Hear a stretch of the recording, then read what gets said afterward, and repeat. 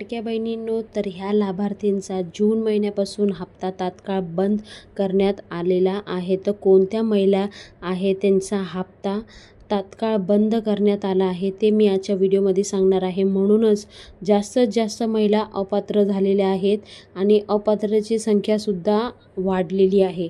तर जाणून घेऊया अधिक माहिती। आजचा व्हिडिओ खूप महत्त्वाचा असल्यामुळे जास्तीत जास्त व्हिडिओ बघा, पुढे शेअर करा, प्रत्येक लाडक्या बहिणीपर्यंत पोचवा। कारण ह्या प्रॉब्लेममुळे बहुतेक महिला पात्र असून सुद्धा त्यांना जून महिन्याचा हप्ता आलेला नाही। जाणून घेऊया अधिक माहिती। तर ज्या महिलांच्या घरामध्ये एका रेशन कार्डवर 3 महिलांचं नाव आहे, तर त्या तिन्ही महिलांना आतापर्यंत लाभ मिळत होता। आतापर्यंत 11 हप्ता मिळालेले आहे। पण आता सरकारने हे ठरवलं आहे की एका रेशन कार्डवर फक्त 2 महिलालाच लाभ मिळणार आहे। तर एका घरामध्ये 3, 4, 5 जेवढे नाव होते महिलांचे त्यांनी सगळ्यांनी फॉर्म भरून लाभ घेतला।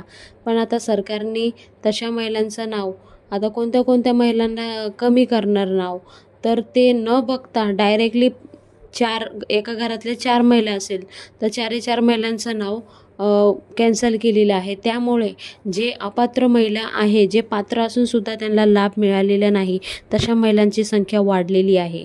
तर हे होतं मेन कारण।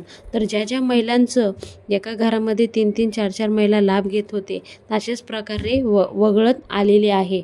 तर लाडक्या बहिणींनो, काळजी करू नका, त्यासाठी एक दुसरासुद्धा ऑप्शन आहे।